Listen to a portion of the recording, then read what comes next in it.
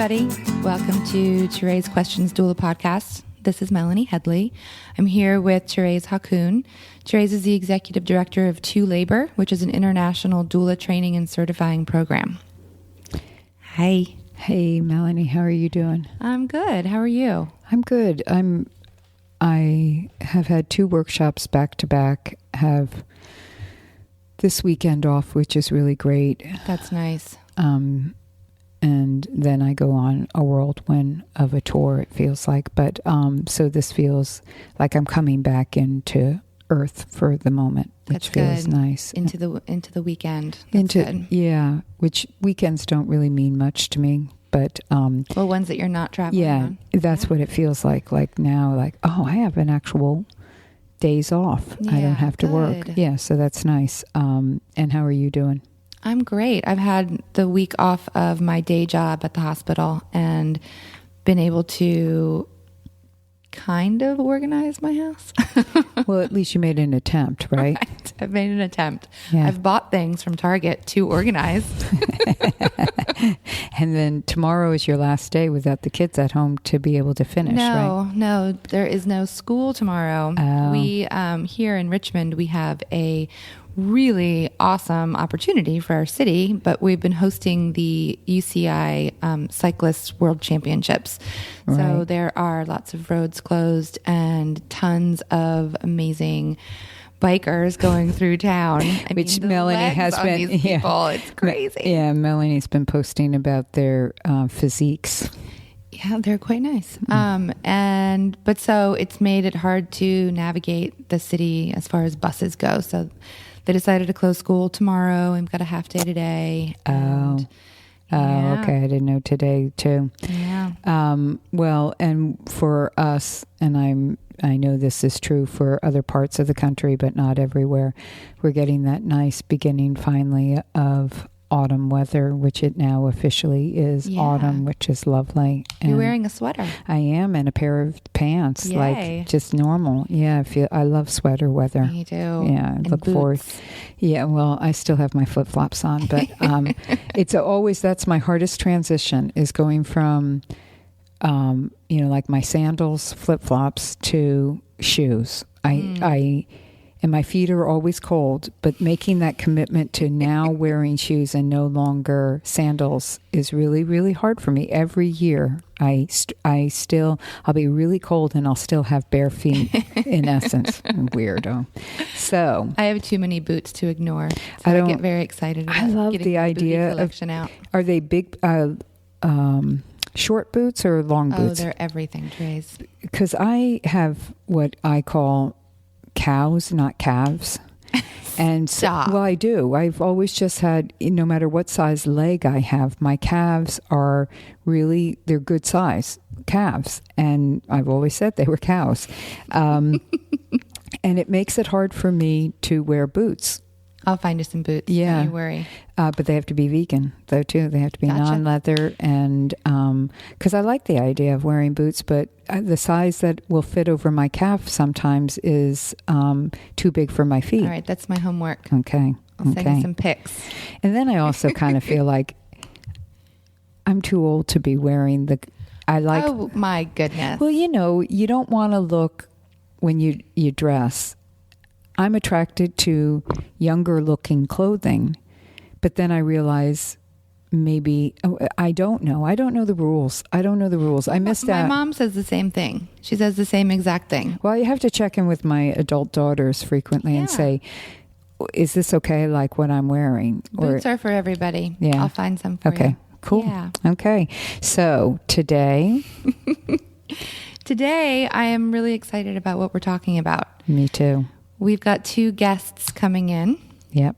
And we're going to discuss, we have 2, in this case, they are husbands of doulas who are coming in to talk to us about what it's like to be the partner, a husband of a doula. And I think it's a really important topic that we discuss in workshops, how important it is this communication and the support of the partner. And so they're going to give us some insights, and I hope it will be, I'm going to give them permission to be totally honest and upfront, and yeah, so be prepared for whatever you hear, ladies, men, whoever is listening. I'm a little nervous. Yes, because one of the husbands is Melanie's husband, but I think it'll be great. I think it'll be good. So, and also, before we get to talk to Peter and Matt, we're going to have a little talk with you guys. Melanie's going to have a little talk with you. We really appreciate all of the reviews that you've left us, and just all of the emails and words of appreciation of liking what you're listening to. We love that, and please keep that coming. But just even coming into this room to record does cost us money. And then all of the things that we need to do after recording cost us money. And so any donation that you feel that you could give to us, we would so appreciate.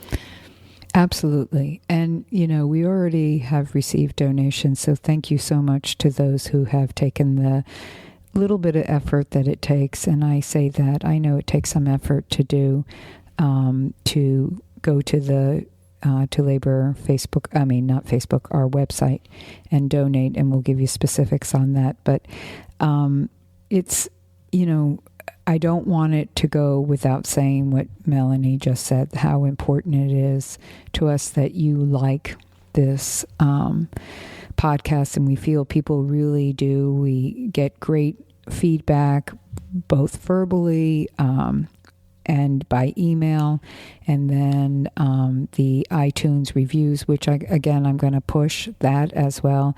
Please don't just send us the email that tells us how much you love us, which we want those emails. They make us feel great. But take that effort, please, and go to iTunes and review us, give us a rating and review us. It just really helps us become more visible to so many other people. But so we don't want any of that to be underestimated as how important that is to us. And it is odd for me to sit here and say, but we also could use some money. It's not my normal way of doing things.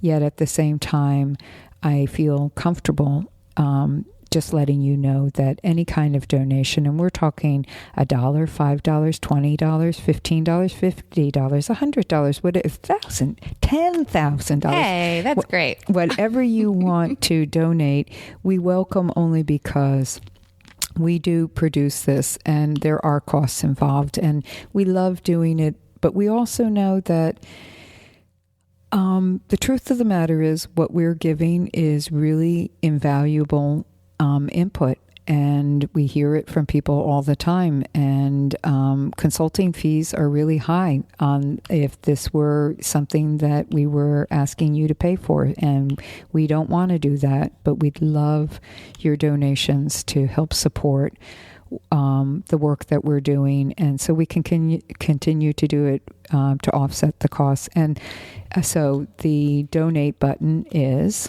on tolabor.com, and you're just going to go onto the left side of the page where all of your options are, where your tabs are, and go right down to the bottom, and that is a donate button. You can hit that, or you can even scroll past that to get to the podcast information. So you can click through and it'll take you right where you need to go. But we also want to make this fun for you. And so what we're going to do before we tape next is look at who has donated, and we're going to do a random selection from our donators. And then when we choose you, we will send you an email, and we want to shout out your business and the city you live in so that you can get a little street cred for what you're doing on our podcast. Yeah, so some free advertising for you as well, because what we're finding is more and more we're getting emails also from pregnant people that are listening. It's not just doulas and childbirth educators and birth professionals, but that there are people out there who are listening who are just interested in the topic that we're covering. They see it related to their own lives. And so it's a great way to shed some, in essence, advertising out there for yourself. And it wouldn't cost you too much to do that. So thanks for considering, and we appreciate all those, again, who already have donated. But you don't have to only donate once. You can donate every time you listen. Okay, that's that. Thanks for listening, guys. Stay with us.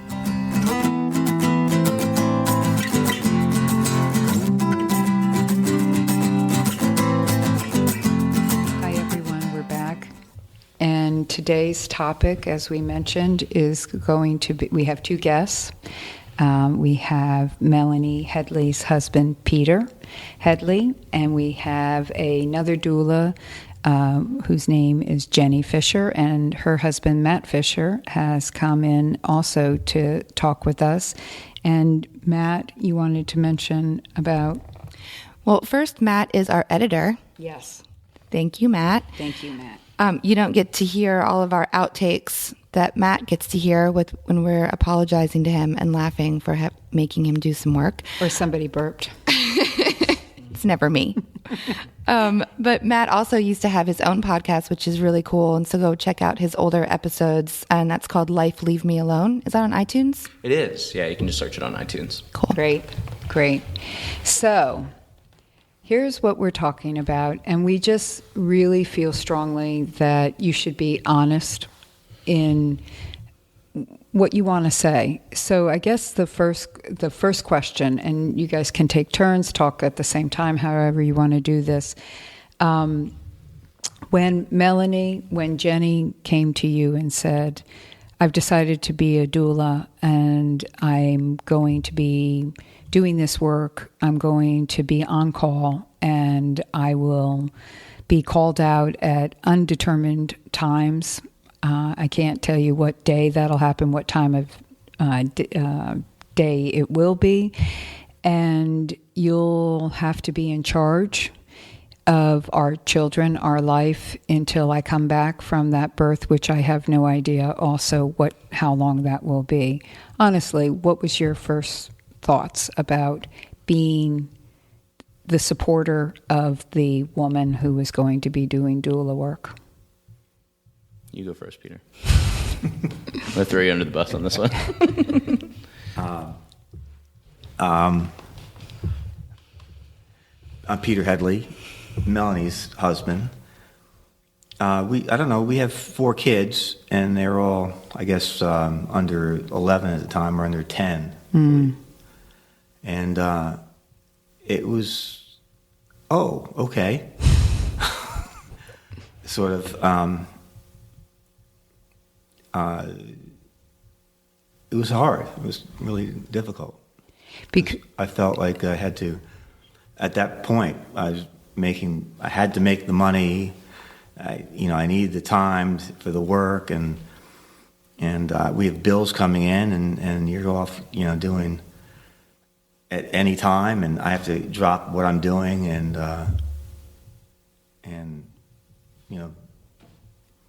parent.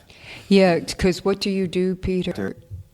I'm a contractor, and so I tell people I'm going to have something done by a certain day, and I get paid when it's done, or when I do something. So I'm putting in hours, but I'm keeping deadlines, and so to drop that at a moment's call, first of all, stressful, right? That it could come up, and second of all, it was. I sort of felt like circumvented. Right.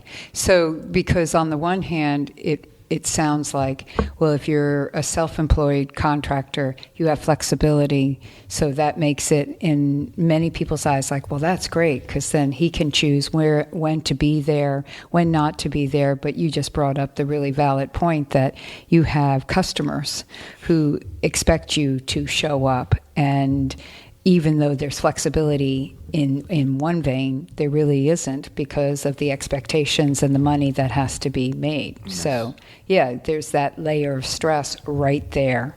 And there's no paycheck. Also an employee who needs That's right. guidance and direction. Right. That makes sense. Who needs me more than... Right. Okay. And what about you, Matt? Well, our situation was a little different because we were new parents, so we had never, like Peter was saying, you guys had some parenting years under your belt already, and I was still at that phase of like, oh my God, what do I do with this little thing? Because you only had one, and how old was he? We had just had our son, and he was brand new. So we had such a good experience with our doula, and had really had our, I was just having the conversation earlier with somebody at work about a business of being born. Like it was maybe the only piece of media I've ever consumed that just like at the beginning I felt one way, and then an hour and a half later or whatever, Jenny and I both were like totally whoa. You and a million other people. It really is profound. Yeah. And I think I've told the story before, but it's a funny story. Like we got pregnant, and we were very much in that realm of like the first wave of our friends to get pregnant. I think maybe we only had one other friend with kid. And it was actually my best friend at the time, who's still my best friend, who is a total, like, never going to have kids, probably not going to get married, hardcore, like, counterculture punk rock. He was, like, the singer of a punk rock band. And he was like, oh, yeah, you guys are pregnant. That's cool. You should watch this movie, Business of Being Born. It's, like, real messed up what they do to women, And so we watched it and had our worlds turned around. And then, third trimester for sure, Jenny was like, I think I want to be a doula. So it started even before we had the kid, Right. And I think initially, I don't know if you felt this way, Peter, but I was like, what is it really, I'm going to go away in the middle of the night. I think I was kind of like, yeah, okay. Like, I don't know. Maybe you felt the weight of it. It sounded like a little more, but I was like, okay. I didn't really get it. Right. Because I had never had kids before. Like for the Headleys, I feel like you had a sense of, oh yeah, if she disappears in the middle of the night, it's crazy to have the kids in the morning. I didn't know. I was just like, yeah, I don't know. Change a diaper, strap him on my back. I don't know. Yeah, that sounds fine. Let's do it. So I was a little bit of a naivete, I think. But in the midst of it, it was harder, I think, for that, because I had to get over that, with that first kid, you go through that whole, like, I think I'm going to shake this baby phase, oh my gosh, I don't know what to do with you. Like, I think I might shake this kid, We laugh. Yeah. But because it didn't happen. Yes, because we totally understand that as parents ourselves, what that feeling is. Not that to excuse it or condone it, but But it's true, like that. And that was, I think that's a really powerful thing for new parents and new dads especially, is to like get in a room with other people who clearly have not committed an awful crime, and be like, I feel that way sometimes too. Does that not make me a bad person? Absolutely. It's like, no, as long as you make the right decision. But there was times our doula, our poor doula, Sarah, she became a postpartum doula to me, because Jenny would, when she took her first jobs, our son was a baby, an infant, really. Really? Yeah, by the time she was done with training, he was still an infant, nursing, and that was really, that made me feel very helpless, because I can't nurse him, all he wants is to nurse. Was she pumping? She was pumping. So you had the bottle for him, but that's different. Right, we all know. Anybody who, either the partner or of a nursing mother or a nursing mother, knows that, like, it's really more about, like, our daughter still nurses, and it has nothing to do with, I don't even know that. The nourishment, it's about the nurturing part of being warmth. Right. And I can just remember nights where she would be at a birth and, like, just like giving him the bottle and he's screaming, and then like I would like take my shirt off and be like, maybe that, but it's just like I'm all hairy and weird, like it's not what he was looking for. And it was hard, and I called Sarah, our doula, and I was just like, I don't know what to do, and I don't know who else to call, and she would walk me through it, which was really sweet of her. That's awful. Great, and good idea.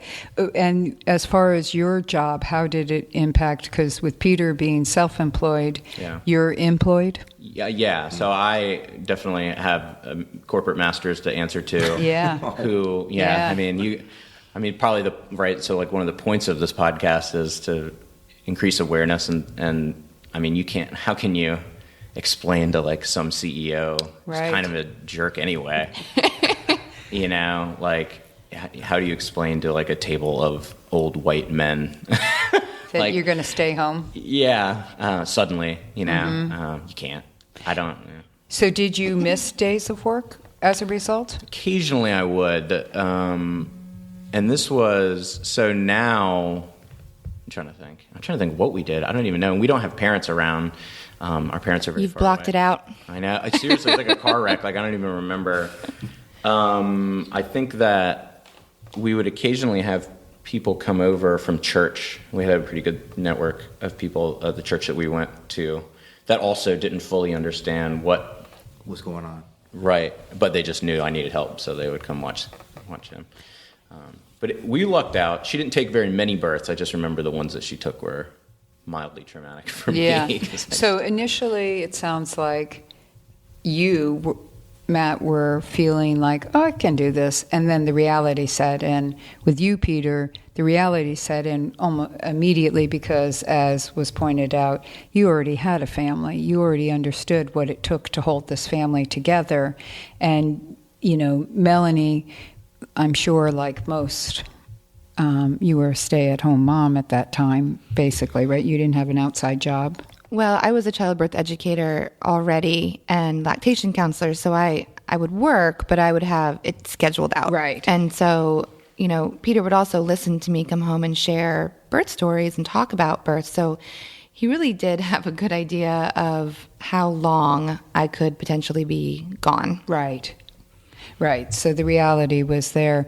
So moving forward, I mean, how long, Melanie, have you been actively being a doula? Actively, a little over 3 years. Right. And Jenny has been then? About the same, about 4 years. Yeah, Cash is almost 5, so about 4 years. And then you guys had another baby in that period of time, too. Yeah. So it was... Yeah, so we have a 2-year-old and an almost 5-year-old, and she started right after our first was born. I mean, always with the second kid, you're a little more adept at the parenting and stuff. Right. But I would get very frustrated. A lot of it was the nursing thing, and just like especially when I was a little kid, kind of a mama's boy, because it was that traditional, dad would go to work, mom stayed home. And so I just knew when the baby was crying, like, this baby does not want me, right? Like, is not comforted by me right now, no matter how much, you know, I'm there or whatever. they want mama. Yeah. And it's weird. I don't want to like steal terminology from like a more feminist conversation, but it made me feel like I didn't have agency, like kind of in a weird way, which men are not used to, and right, you know, right. And it's probably a good thing. It's probably a positively humbling thing for me to have my agency taken away from you. Yeah, you got a reality check there, man. Right? Yeah, I check my privilege on that, but it's an ongoing struggle. I mean, she missed Thanksgiving. She's missed big things. Yeah. Right? So Peter, like, now that you've been doing it for the 3 years, and it was daunting to begin with, where are you at with it now, and how do you guys manage this? I mean, because the situation hasn't changed. I'm fine with it. I just manage it. It's part of life now. Yeah. But back to in the beginning. I mean, I was going through a lot of things personally, and we were having a hard time. She was starting off, wanting to do these things, and felt very passionately about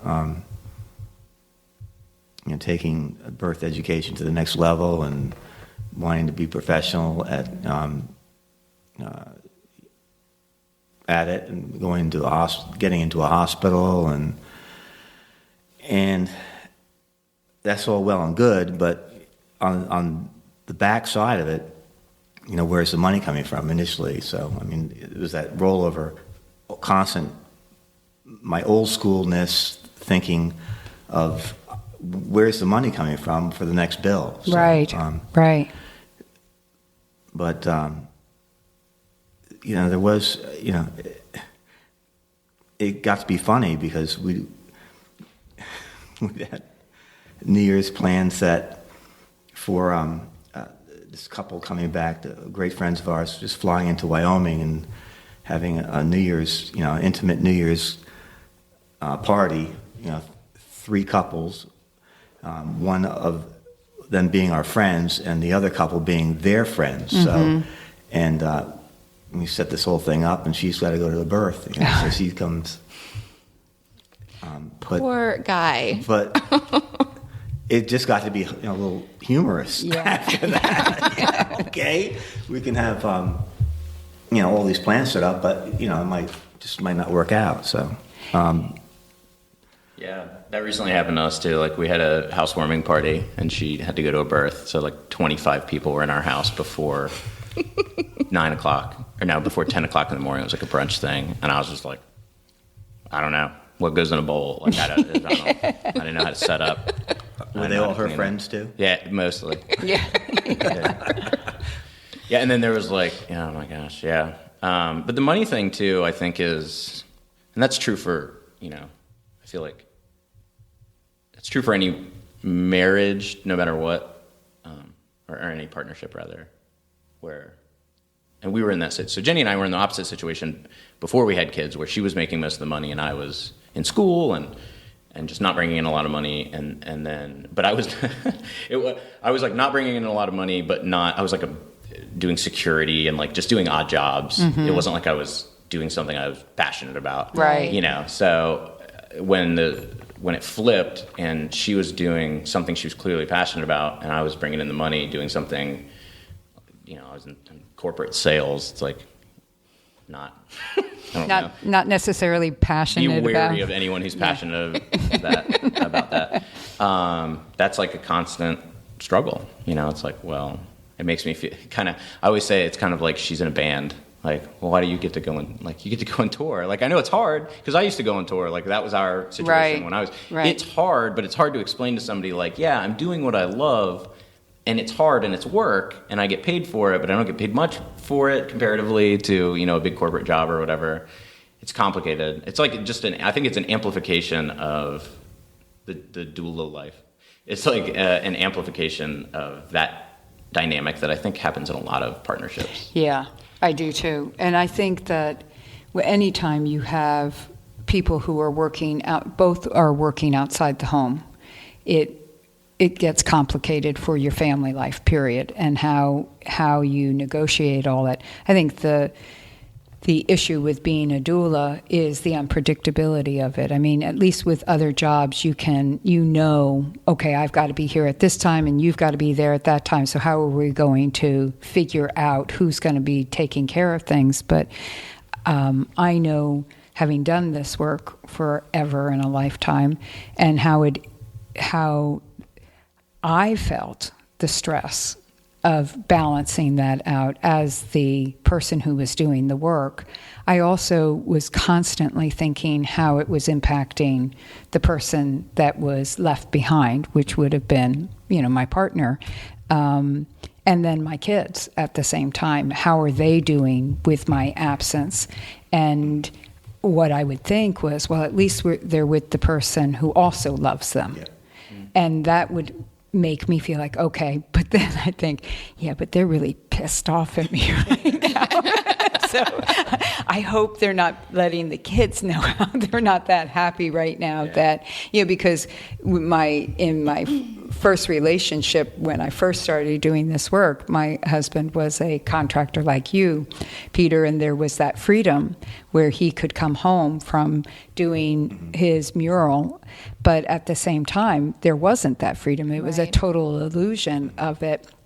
And I just wanted to bypass that illusion. I wanted just to think, okay, well, he's flexible, and this is what I love, and this is what I want to do, and that's what he loves, and that's what he wants to do. And he was really supportive of that. But it was a struggle for the same reasons that you're talking about, that he would be in the middle of painting, and I would say, you got to come home. And he'd be like, well, I'm in the middle of painting. I got to get this thing done. And these people expect this to be done. Or for him, it was that creative flow, too. Like, you're going to stop me in the middle of something that I'm in the middle of. And we, like you, Matt, we didn't have family around. I had 6 kids. It wasn't like you could call in your friends and say, hey, you want to come over and take care of all my 6 kids with your 2 or 4? Yeah. So... go ahead. Well, we had a really hard time in the beginning of when I started to really practice doula work. And, Peter alluded to that, but it was really hard. And his attitude around it was not of support in the beginning. We actually went through, he lost both of his parents very closely together. We went through a separation, and things have completely shifted. And a lot of what brought us back together was his attitude shifting about supporting me leaving, and really understanding that this was a passion of mine, and an income, and it did start to become an income, and money did start to come in. But what you talked about with leaving and knowing the person was pissed off at you, and that was really hard for me. And it would make me be just wary of taking clients, and wary of being, really trying to juggle other people taking care of the kids. And that completely shifted, where now, he'll hear me talking on the phone, and in the background be like, you get him, good. Yeah, that was a great interview. Good job. Or I'll say, well, I already have these people, but this person called me and I don't know. And now he's like, take them, get them, do it. We got this. We can do this. And that attitude makes such a difference for me as a doula, that I know there is no one at home pissed off at me anymore. Somebody's got your back. Someone's got my back. And your kids' back. It's so helpful. So what shifted, do you think, Peter? I mean, was it getting accustomed to it? Well, over time, what shifted was I just wanted to support her and figure out how to do it, and maybe her income would supplement. And I mean, I don't know how to. I'm 56, but I still don't know, how to live life. So, maybe this is the way to do it. Maybe give up a little control and see what happens. And the most important thing was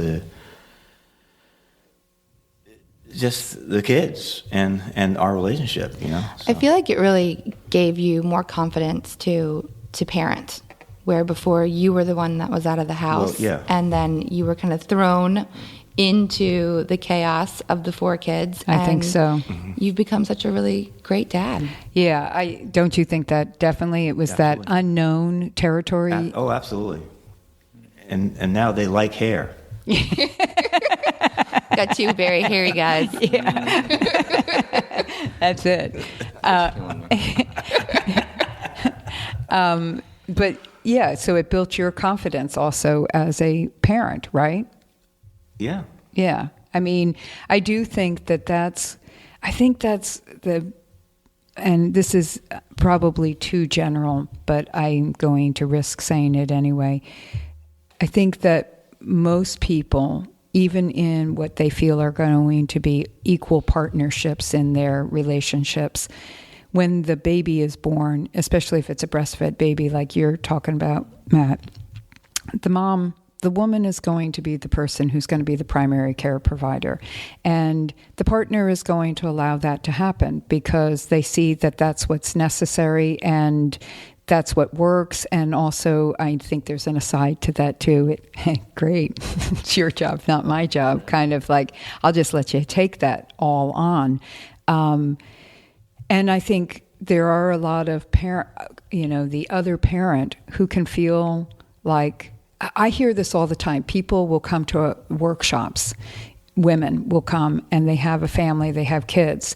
And I'll say, so how's it going with your family this weekend, everybody being taken care of? And they're like, yeah, well, my husband's taking care of the kids this weekend, but my mom has come down to help out, or my sister is coming over, my friends is going to take the kids for a couple hours during this period of time. And I think, what lovely women you are, making all these arrangements for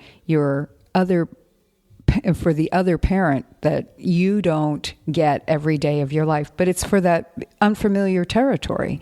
And so then you grow familiar, like you said, Matt, also with the second one coming in, though you had two now, you had a toddler and an infant. Yeah. You at least had some confidence behind you. Right.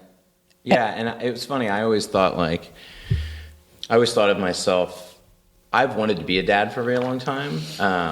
Like I can even remember like being on tour and doing the band thing and being really involved in counterculture and stuff, and just being like, I'm just going to quit this one day, just so you guys know. You know, like I wanted to be a dad for a long time, and so I always like fancied myself as like, I'm going to be a great dad. I'm going to be like sensitive dad, like maybe even stay-at-home dad. Mm-hmm. But it was funny. It was harder than I thought, which I think every first-time parent, but it was really like, it kind of made me check myself of like, here's the image that you purvey, but it's not really practice. It's not really, did not become practice until I really did it. And which is another thing I wanted to bring up, and I don't know, this might be a really specific situation to Jenny and I, but I'm willing to bet that there's probably a lot of doula partners that come across this. For me, one of the things that was really frustrating was because, like ToRAISE, I kind of came up in the same culture as, you know, like some of your kids, right, in the counterculture and punk rock culture and stuff. Mm-hmm. And so I was reading like feminist literature, and like I was pro-woman when I was in high school, 15 or 16, just because it was kind of required of you as a good, you know, counterculture kid. Guy. Yeah, exactly. So when Jenny got really into the doula stuff, I was like, this is great, because she'd always obviously been a strong woman, but it had never been a political thing or a socio-political thing for her. So I was like, this is great. I'm so on board. And then so that was part of me being super supportive of it. And then it almost poisoned the well a little bit. It kind of switched around to where I started to feel, and I'm willing to bet, especially if you're in a whatever quote unquote traditional male-female relationship type deal, marriage, I started to feel like she could pull the card on me if I was like, I really need you to not take a client right now. Like, I can't deal with the kids, or I can't. Right. You know, like that if you said that, she could say to you, but wait, this is really important work, what I'm doing. Right, exactly. As if I didn't believe that, you know. Yeah. And she never really did, but that was always the fear, that she could like pull my progressive card and be like, you're being a total misogynist right now. Right. You know? Right. Which is not something I could do to her if she was like, I really need you to take a day off work and help me with this thing. Right. You know, so it was a weird imbalance that we had to and are still sort of dealing with, of like, you can't ever make it about the politics of the thing, because we're on board, we're on the same page. Like, don't ever pretend that we're not. Right. And I know from Peter, having been in your lives, both yours and Melanie, with your births and such, I mean, how on board you are with the experience and the importance of what Melanie and other doulas are supplying to all these other families, because you've had that support in your life. So I have no doubt about that. But it's a unique situation being on call, like the job that you guys are being asked to support. I mean, they have to support you in your work and whatever your outside interests are, but this is their work. And how are we best going to work this out? And this is something we talk about in workshops, that it really takes a supportive partner, and it's a big conversation that needs to happen. And they may not get it right from the beginning. They may get it. And that's what I always say. They may be on board right from the start, like, yeah, that's awesome. I definitely am there for you.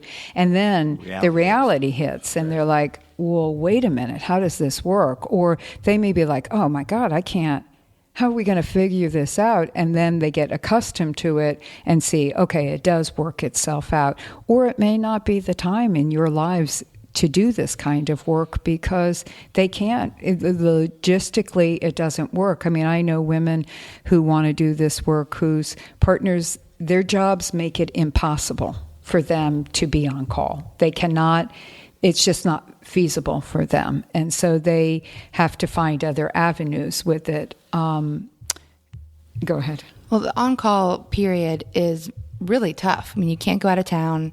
I want to ask them about that. And that's I'm leading to this. I'm getting there. But and also like from the doula's standpoint, I get jealous of my husband because he can take a weekend and go and take the kids and do fun stuff. And I have to be close by, but I also try to support him in doing that because he's allowed to. He's not on call. But so how do you guys both deal with, like, how do you deal with Jenny having that on-call period, but then she's not yet gone, but she's on call? How have you learned to deal with that? Yeah, like say you want to go to, and say, I'll ask of both of you, you want to go to the beach for the day. I mean, this was scenarios in our life where we would want to go to the beach or the mountains, which is an hour and a half away. And I would think, well, I can't really go because somebody might go into labor, and especially if we were in the mountains and hiking, we might, and then there's the traffic at the beach. And so I'm just going to stay home. You guys go, or no, I don't. They don't want to go without me. So yeah, how does it work? For us, it's a complicated issue, but it's not a frequent issue because I'm sort of a homebody anyway. Like if anything, it's Jenny gets frustrated with me for not wanting to like travel more and do more things. Travel, Matt. Look, between 18 and 22. Yeah, but travel. So I'm sort of a homebody, but. Recently, it was a really, really bad instance of it where I wanted to go to a convention in Charlotte by myself. It was a comic book convention, and I wanted to go. And I went, and the minute I got there, after a 6-hour drive by myself, and it was not, she was technically on call, but you know how there's that first week of on call or whatever, it's like, I'm on call technically, but this baby ain't coming. Wow. So I walked into the convention hall, said hi to all my friends, and then I got there in the evening. I did manage to get through the night, so I went to dinner with some folks. But I mean, this was my weekend. This was supposed to be like me doing your thing, my nerdy thing for the weekend. And the next morning, I had to get up super early and drive 5 hours back because she was still she needed me there so she could attend to her client. So it happens. Well, that's hard. Yeah. I mean, tough. yeah. It's tough. And at that point, we just weren't in a financial situation to potentially have even if we had a babysitter available, a 10-hour babysitting session at $12 an hour, we just didn't have the money. Right. So I had to come back. So, that's hard. Yeah, I don't. I dealt with it by coming home, and it was frustrating, and we're over it now. But but that's thing. Well, I don't go that many places. Doula partner tip: just be a boring person. But you guys plan things though too, like you said, the New Year's Eve thing, right. Or I know you guys to be social people, and you might be cooking dinners for people, or being invited to people's homes. Yeah. And how that impacts, do you go? Do you not go? What do you do? Well, the New Year's Eve thing was, just happened, and just I was just there. I was more. My wife is a lot more exciting than I am, especially in conversation and in social gatherings. So I tend to be more of a bump, more of a grudge, a curmudgeon. A curmudgeon. A couple times. But I mean. It's just worked itself out. It's worked itself out. That's good. I got to go to take a couple of kids, to Lexington a couple of weekends ago. But right now, it's just a part of life. So I'm not really. I think what we've learned from living with it. Yeah. I think what we've learned is when I first became a doula, it was like, I can't do anything, I'm on call. And now it's like, well, I'll just plan things and then always have the caveat of, but I might be at a birth. And so that is made life a little easier so we don't have to say no to everything, but we go and we plan it. And then if I go, then he goes by himself with the kids, and our kids are older now, so it's a little easier. Yeah, I just, my partner, he loves to go hiking. And so I guess for me, it's been a big issue that we've had to figure out ourselves, which is he'll want, like, let's go to the mountains for the day, or, hey, wouldn't it be great to go camping today, spend the night, and come back, tomorrow. And I love to do those things, but I get caught in that vice grip of, well, I can't, but I probably could, but what if I can't? And which is worse, saying no to him right now, or being out there and saying, we've got to go. Yeah. We got to turn around, and am I going to be relaxed the whole time? There was a time when we were on the river, and we had just gotten down to this place on the river, and we were, floating and having this great time. And I get a phone call, like, you got to come right now. Like, she's in labor. It's time. Got to go. And I'm sitting thinking, well, this is impossible. I cannot go. And Paul comes, he comes floating by me, and he sees me on the phone. He goes, got to go? And I go, forget it. And he goes, no, we're going. And he jumps out. And I was so thrilled. Aww. It was kind of like that feeling of, he does, like, he'll, as much as he wanted us to be doing this, he also understood, and we're running back. It was crazy. And I'm dripping wet, and I'm changing clothes in the car.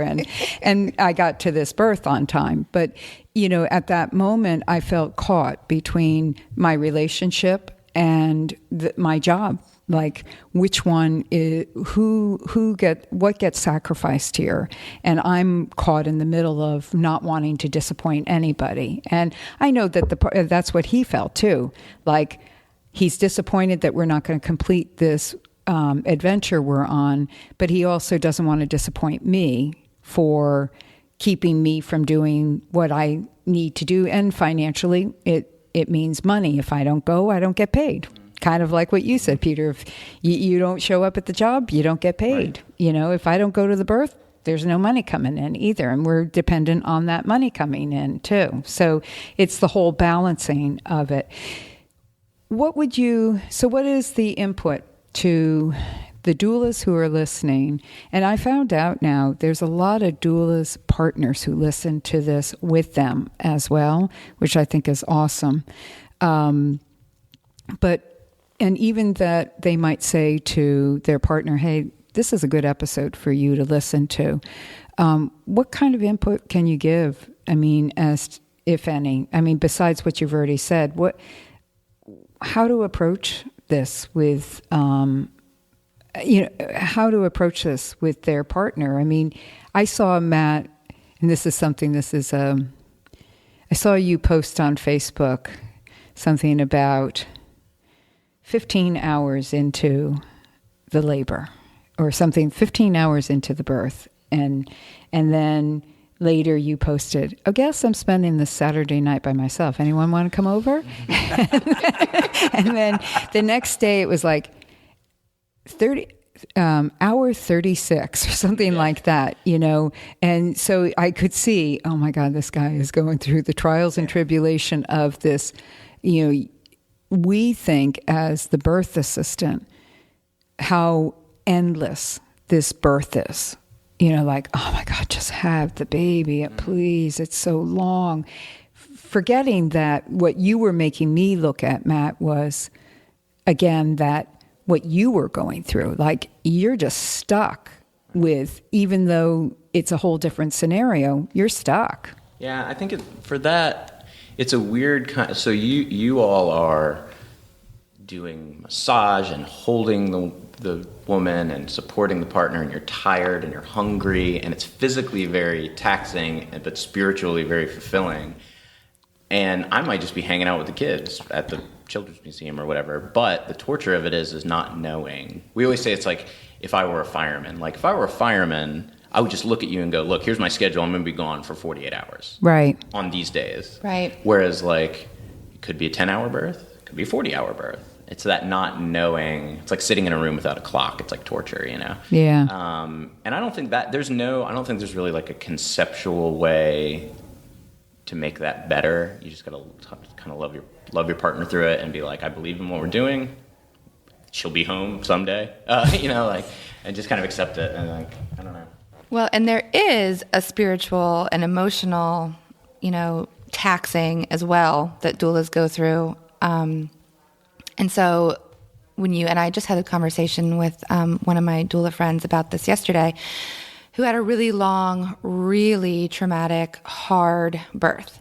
And then she came home to her 4 kids and her husband, who was at his wit's end, you know, like, here, you got to take the kids. I can't do it anymore. And she had just gone through a really long emotional, you know, journey with this other couple. And so how do you all, Peter too, deal with when your wife comes home and she's had a grueling time and you're also done? And that's hard. I'm getting better at it. With each birth. Yeah, you know, to, I guess, be a doula, it takes a special type of, you know, commitment. And I just see that in you. And I really appreciate your just commitment. So, I mean, it's what you want to do, and you'll tell me when you don't want to do it. But I mean, that's what we're doing. You know, I'm doing something I really don't want to do, but I'm doing that, and I'll figure something out I really want to do at some point when you figured out what you really want to do. So, as a partnership, that's what we're doing, so that we make it work. In the best way possible is the manliest answer you could have given. Just like, look, this is what we're doing. I like that. But I got it, though, too. But you're absolutely right. It's a perfect answer. Well, and it sounds like, I think it is really hard. But it's taken you a long time to get here. Yeah, well, it has, right, Peter? And I want you to be honest about that. A lot of bumps. And, yeah. And I just keep focusing on, you know, you and us and our kids and what's best for us as a family. Right. So that's where it comes from. That's where that comes from. Would you feel, either one of you, both of you, if you really saw that the time away from the family, not only you, but from your children, was getting to be too much, would you feel, do you think, comfortable being able to bring that up, knowing how passionate your wives are about this work and how invested they are? But if you saw that your children were really missing out on some of that mama time, or you yourself are starting to think again, like, yeah, this works, but this is really kind of, it works, but maybe it's too much. Maybe we got to tone this down some or turn it off for a while. Do you think you could honestly communicate that? We did. I mean, when Clarabelle was born, I was like, you gotta stop taking. I mean, like, we don't need the money. It's nice to have the money. We don't need the money. And I told her, it was tough, but I told her, I was like, we need to. And she did not take very many births that year. Yeah. And I think that's kind of the good thing, right? Like, so if I quit my job, that bridge is burned. Yeah. Right. She can just scale back. Right. Which is good. And I think it's one of those things. I guess advice, if I had any, one thing would be, for the partner, don't let yourself get so frustrated that you see it as you're a doula or you're not a doula. Like, right. You can pick some time and scale back and not take any clients for 6 months. You know? It might be hard, and financially maybe it makes sense for some couples, it doesn't for others.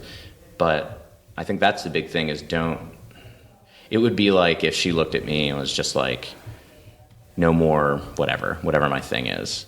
No more comic books. No more comic books. No more music. I've quit bands and I've joined bands and I haven't been in a band in a while, and it's never a this or that thing, I think. But financially, sometimes that doesn't make sense, and that's a tough, sometimes we've also been in places where the kids maybe were suffering a little bit from it, or our marriage was suffering, but we really needed the money, so she had to do it.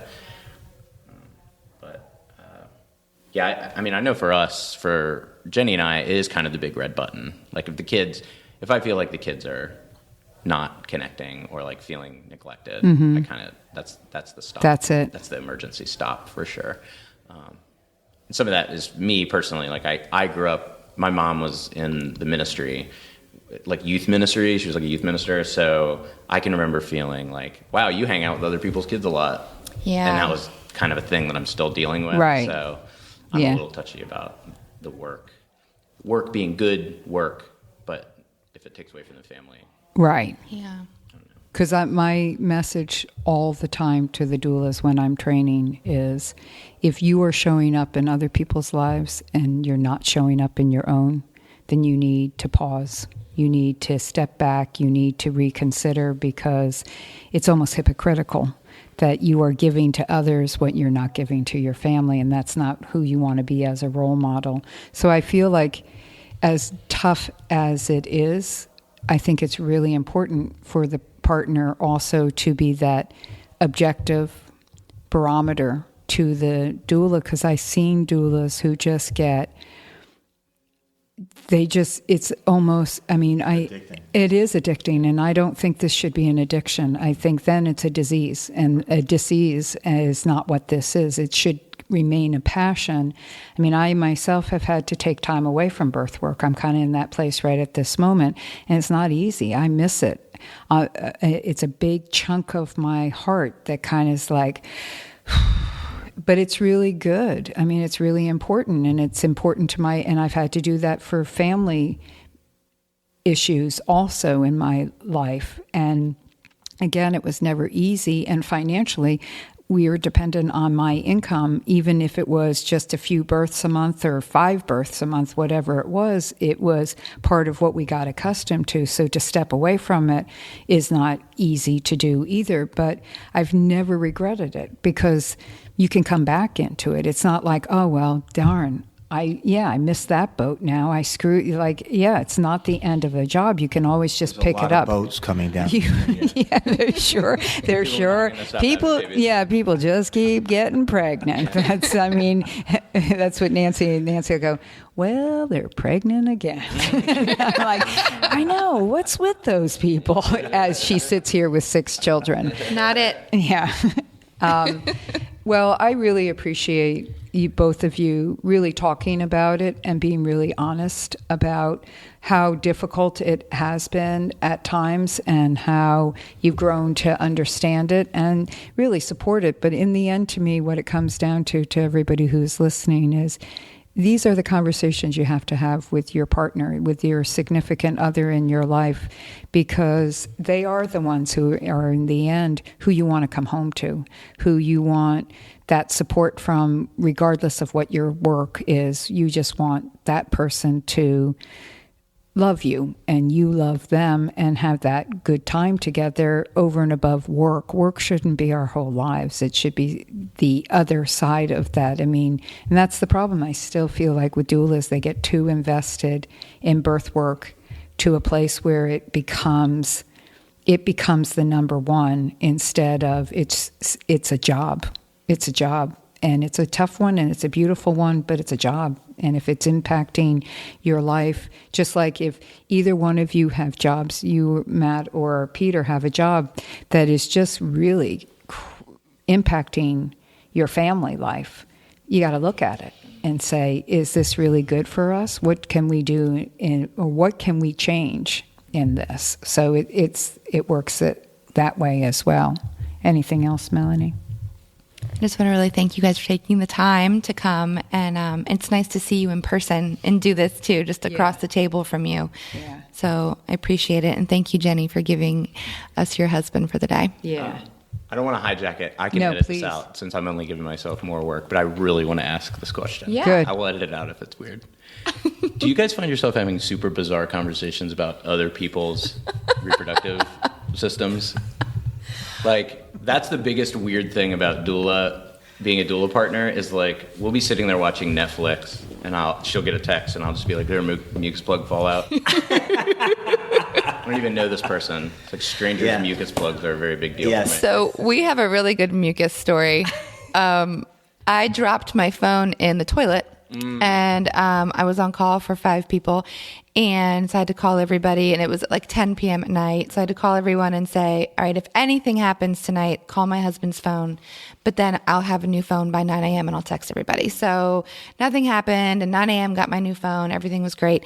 And then one of the mamas just didn't get the memo that my phone was back. So that whole day, she's texting pictures of her mucus plug, pictures of bloody show, and to Peter. Peter finally called me and he's like, listen, honey, I love what you do and I support you 100%, but please call this woman and tell her to stop texting me. Yeah.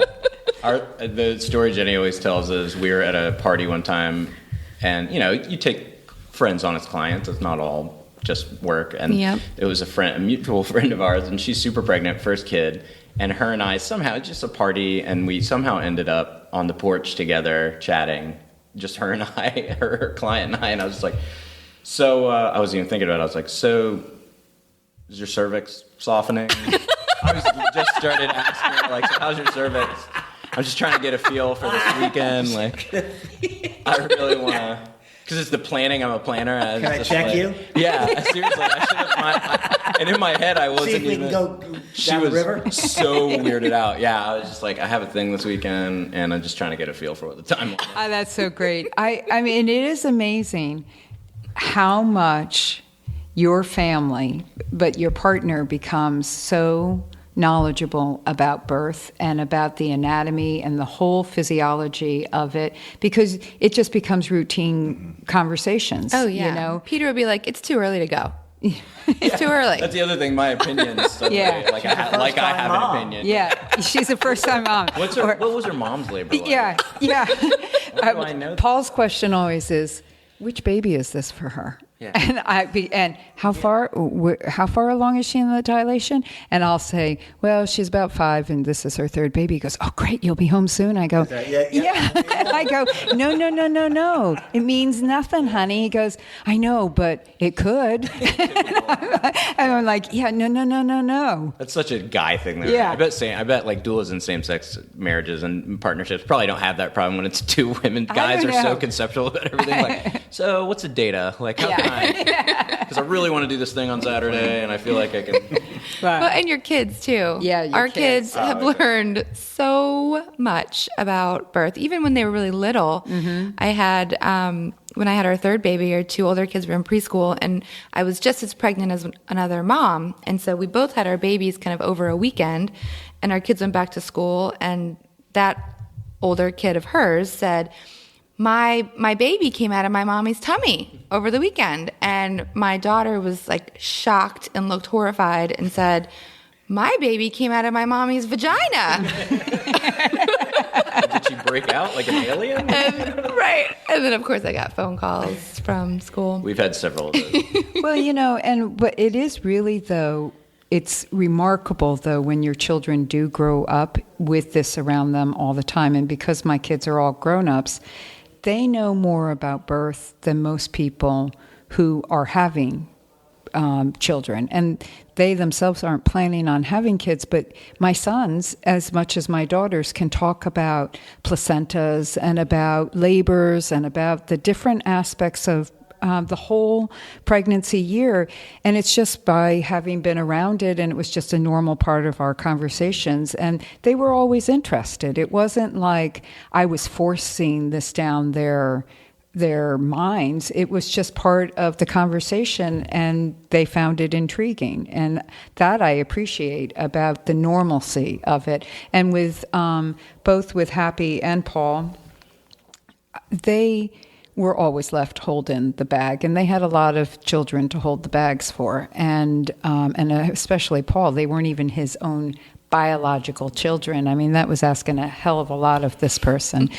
And they always were interested in how the birth went. I mean, as much as they were so glad, like, oh, good, you're home, they did basically allow me the space to be able to say whatever I needed to say when I walked in the door. And if I didn't want to talk about it, be totally, I'm sure, okay with that as well. But I always appreciated that there was that common interest in what I was doing. Yeah. So it didn't make me feel like I was doing this alone as well. Just like I was interested in their work too. I mean, I was interested in what they're doing in their life. And I do think one last thing, Peter, you were saying that, you're not necessarily love the work that you do. And I don't know how much yeah. And I think it's that fine line. It's so wonderful.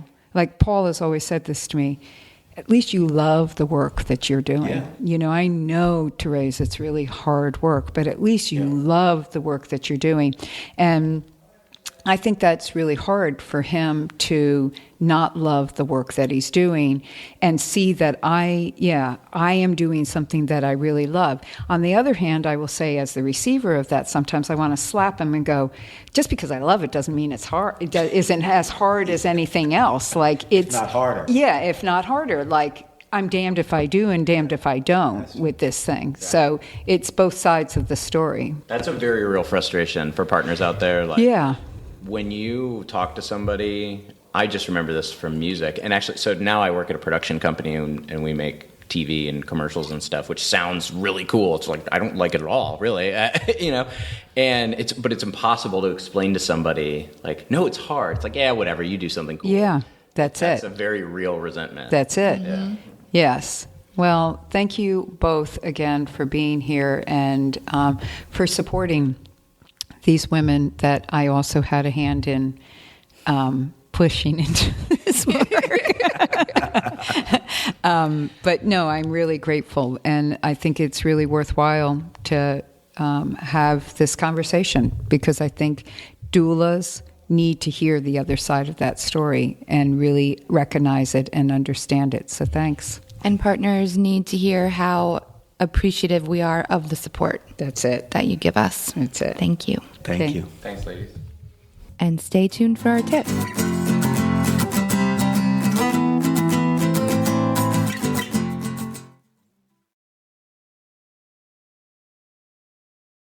Well, that was fun.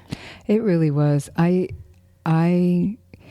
What was interesting also was having Peter be your husband and the two of you honestly discuss also how it impacted your marriage. And you were really honest, Melanie, which I really appreciate, that it caused a lot of issues initially. And I think people need to know that. I think that it can be really stressful, and it can be in a really good marriage, and it can be in one that's already kind of rocky, or you never know. I mean, life happens. And but that you guys came back around by working at it. And Peter was really honest. He just said, this is what we do. This is life. This is how we're going to be doing it. And so it's workable, but it's that communication and really understanding where each person is coming from. And also, we could have talked for at least another hour to these guys because... We might do another one. Yeah, because when we stopped recording, we actually sat here and talked more about the things that we didn't talk about that we wish we had talked about. And so it is an important topic because this is, though it's a passion, as we talked about, it is a job, and you've got to get clear on the addiction part of it and the work part of it and how it's impacting. So I really, really enjoyed it. And if you all, after listening to that, if you all have other questions around doula work and involving your partners and, and support in your life, please send us an email, and we will really do another episode on that. Or have you on and we can, as a live guest, and we can talk about things that are pertinent to your own situation. This topic could definitely go on and on. Oh, it certainly can. Yeah. So do you have a tip today, Melanie? I do have a tip. This came from a birthday I attended last week where the nurse was really excited about me doing this. And I thought, you don't do this? But, going into the hospital and getting that birth ball, of course they clean the birth balls, but everything in the hospital is covered in germs anyway. And so instead of just having the cloth chucks pad or the throwaway chucks pad on top of the ball, taking the bottom fitted sheet, or if you don't have a bottom fitted sheet, a flat sheet, and wrapping it around the entire ball and then tying a knot. And you can tie the knot either at the bottom in the back of the ball to give it a little bit of stability, or Thérèse brought up, you could tie the knot kind of in the middle to the front. So when the mama is sitting on the ball, she can actually hold on to that knot. It might give a little, I don't know. Well, it's something they could hold on to. What it made me think of. We're sitting here like clutching this imaginary knot. But well, I remember being at a birth one time. This was at a home birth, and there were those bouncy balls in their house that their kids had. The romper bumper balls. Yeah. And it had the handle, but we put the mom on it, and she gripped it as she was rocking back and forth. So it gave her something to do. So that's so funny. We have one, and my kids were playing on it the other day, and my littlest said, "What is this?" And I said, "It's a birth ball." And my older kid said, "No, it's not, Mom." Yeah, that's so funny. So anyway, using the sheet to cover the entire ball, and then putting the chucks pad over that. There's your tip. Yeah. And also, we've got some workshops coming up. Yes, we do. Where are you going next? Let's see. We will be in Portland, Oregon, October 2nd through the 4th. Still got a couple of spaces, so if you're interested, please sign up. Last minute, we're totally down with that. I've been binge watching Portlandia. Oh, yeah? Oh, it's the best. And then the weekend after that, still got a couple of spaces in San Diego. It's actually Encinitas, beautiful beach town. October 9th through the 11th. The following weekend, maybe one or two spaces left, but you could grab them in Cincinnati, Ohio. That's the 16th through the 18th. Wilmington, Delaware, in the birth center up there. Awesome. That's the following weekend. I think that's 16th, 23rd through the 25th. I think that's what it is. Milwaukee, Wisconsin, November 6th. Chicago, November, the following week, the 13th through the 15th. Beaufort County, South Carolina, just outside of the Charleston area. Beautiful the first weekend area. In December. Great time to go there too and get some last minute fall, summer kind of weather. And then we're going into January, February, March, where our calendar is getting really full. So take a look at it. It's on our website. If you are interested potentially in sponsoring a workshop and bringing it to your community, we would love that. We're always looking for new areas to go to. Would love the Southwest, Florida, Northern California. We do a lot in Southern California. It'd be great in Northern California. New England, up in the Vermont, Maine. We'll have another one in Maine soon. New Hampshire, New York State, anywhere. Please contact Nicole at tolaborworkshops@gmail.com. She's awesome, and she'll give you information on what that takes and see if we can help you have a workshop in your community. But travel to one too. We're actually planning, it's kind of, I should be careful to talk about it, but we're planning a big retreat in October in Virginia. And it won't be a workshop, but it'll be just a Friday night, Saturday, Sunday. Come and we'll have events and activities, but it'll be really a doula retreat. It'll be a time to come together as doulas and really support one another. So we're looking forward. That's just in the works right now. So look forward to that. Be sure to look in the website for more information on that. Yeah, but come, more and more of you. Here's the deal. If you're liking what you hear in these podcasts, even if you've already taken a doula training, come to labor and see what it's like. See what we're talking about in fuller depth and get a part of it. We're seeing more and more people do that. And if you've already taken a workshop with To Labor, take another one. It's always great to come back. There's always fresh information. There is. And because each person who comes to the workshop brings their own information and questions, and it's a big share fest, which I love. So, yeah, check it out. Thanks, everyone.